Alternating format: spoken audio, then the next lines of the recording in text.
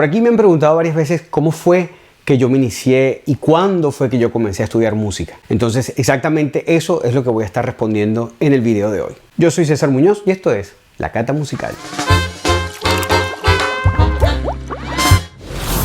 Cuando yo tenía 7 años, en la casa vivía con nosotros mi tío, quien es un gran melómano y además un gran audiófilo. Y no, audiófilo no es nada malo. Audiófilo es alguien que, además de las melodías y de las armonías, disfruta de la calidad del sonido, de la calidad de las grabaciones. Tenía un disco donde sonaba un avión despegando y uno podía escuchar cómo el sonido se movía de izquierda a derecha hasta que el avión iba subiendo y se perdía en el cielo.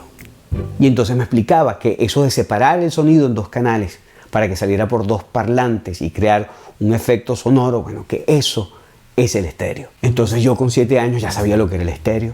Además me hablaba de los planos de profundidad de la orquesta y me hacía escuchar a Mozart, a Beethoven, a Tchaikovsky. Y para mí ese cuarto era como un parque de diversiones sonoras. Además estaba en esa edad en la que uno todavía se sorprende porque una simple aguja frotando el disco mágico de vinil hace que aparezca el genio de Bach con su concierto de Brandenburgo. Y tal era mi fascinación que me regalaron mi propia caja mágica, mi primer tocadisco Fisher-Price.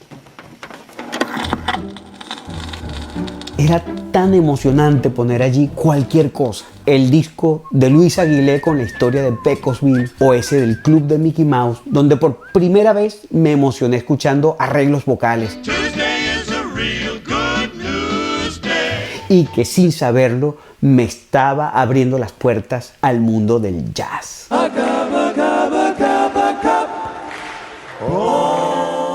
Todo eso me comenzó a cambiar la vida porque empecé a sentir la necesidad de descifrar eso que estaba sonando en los discos. Quería saber cómo lo hacían. Y allí fue que comencé a fantasear que era yo el que estaba haciendo magia con los sonidos. Quizás no sabía cómo definirlo, pero yo lo que quería era ser músico. Y lo más bonito de ese recuerdo es que en ese momento yo no estaba pensando que había que ser famoso, que había que triunfar.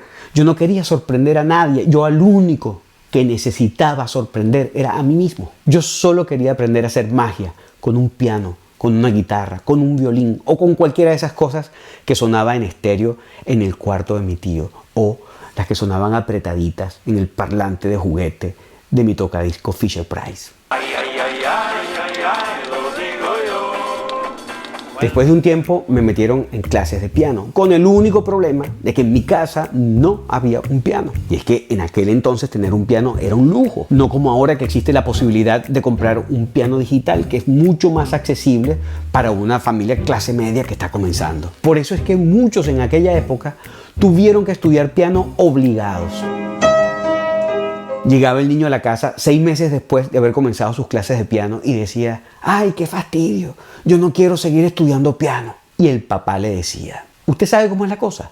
Usted va a estudiar piano hasta que se le encalambren los dedos y se va a graduar de concertista y va a salir a la calle a tocar y a trabajar y a ganar dinero para que empiece a pagar hasta el último centavo de lo que costó ese piano. Y allí es que usted puede venir a decirme que ya no quiere seguir estudiando.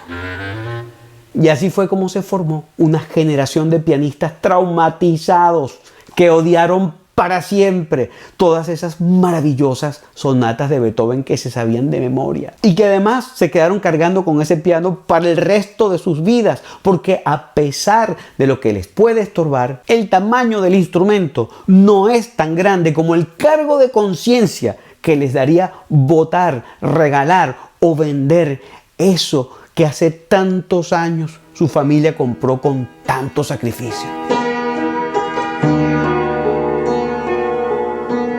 Mis padres en ese sentido fueron bien inteligentes.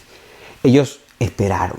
Y después de un tiempo, cuando vieron que de verdad me empezó a gustar el piano, me sacaron de clases y me compraron una guitarra que era muchísimo más barata. Y con esa guitarra, a los 10 años, fue que yo comencé a estudiar música. Y ese es, en pocas palabras, el cuento de cómo la música llegó a mi vida y cómo fue que comencé a estudiarla. Yo soy César Muñoz y esto fue una pequeña tertulia en la Cata Musical.